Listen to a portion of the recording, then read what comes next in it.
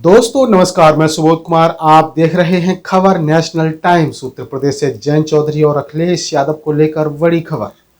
पश्चिमी यूपी में जयंत चौधरी को अखिलेश यादव ने दिया बड़ा झटका। सपा रालोद में महासंग्राम।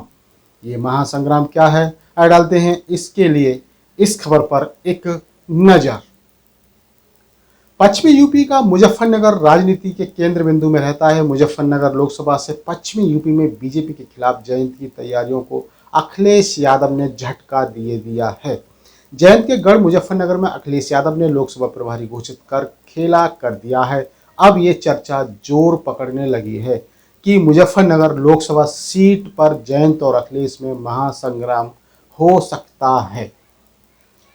मुजफ्फरनगर की सियासी रणभूमि में सपा और आरएलडी में बड़ी सियासी जंग हो सकती है। सपा मुखिया अखिलेश यादव के एक फैसले ने आरएलडी मुखिया जयंत चौधरी के गढ़ में खेला कर डाला है।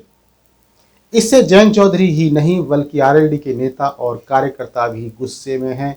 अखिलेश यादव ने जिन लोकसभा सीटों पर लोकसभा प्रभारी घोषित किए हैं उनमें सबसे ज्यादा चर्चा पश्चिमी यूपी की मुजफ्फरनगर लोकसभा सीट पर हो रही है।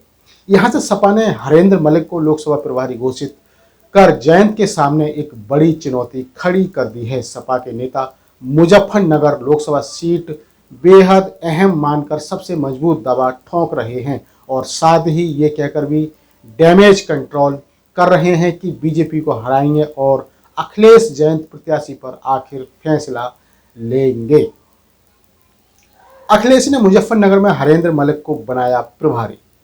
दरअसल 2019 में मुजफ्फरनगर लोकसभा सीट पर पूर्व केंद्रीय मंत्री और आरएलडी मुखिया रहे चौधरी अजीत सिंह बीजेपी के संजीव बालियान से चुनाव हार गए थे। इस हार की टीस आज भी जयंत के दिल में एक कांटे की तरह चुभती है। जयंत हर कीमत पर इस सीट को खोना नहीं बल्कि पाना चाहते हैं, लेकिन अखिलेश ने मुजफ्फरनगर सीट पर हरेंद्र मलिक को प्रभारी बनाकर जयंत को झटका दे दिया है। सबसे बड़ी बात यह है जयंत ही नहीं बल्कि आरएलडी का हर नेता इस सीट को जीतने के लिए हर कोशिश कर रहा है। आरएलडी के नेताओं का कहना है कि चौधरी अजीत सिंह टूटे धागों को जोड़ने और एकता का संदेश लेकर चुनाव लड़ने गए थे, लेकिन जो सपना अजीत सिंह के जाने के बाद अधूरा रह गया, जयंत उसे इस बार पूरा करके दम लेंगे।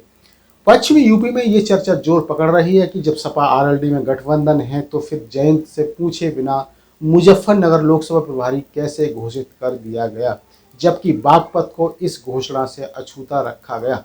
अखिलेश यादव को जब ये मालूम है कि मुजफ्फरनगर पर जयंत का दावा मजबूत है, फिर यहाँ हरेंद्र मलिक को लोकसभा प्रभारी घोषित कर जयंत क्या संदेश देना चाहते हैं।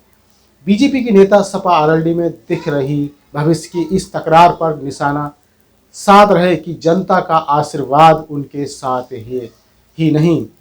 ही नहीं, फिर मुजफ्फरनगर और या कोई और सीट क्या फर्क पड़ता है। फिर मुजफ्फरनगर या कोई और सीट से क्या फर्क पड़ता है। मुजफ्फरनगर सीट पर जयंत अखिलेश में टकराव। बता दें कि निकाय चुनाव में जयंत और अखिलेश में कई सीटों पर तकरार रही और इसके बाद आए नतीजे सबके सामने हैं। अब मुजफ्फरनगर लोकसभा सीट पर फिर जयंत और अखिलेश में बड़े टकराव के संकेत मिल रहे हैं। साल 2014 में मुजफ्फरनगर लोकसभा सीट से ही पश्चिमी यूपी का सियासी समीकरण बीजेपी के पक्ष में और आरएलडी के खिलाफ आया था।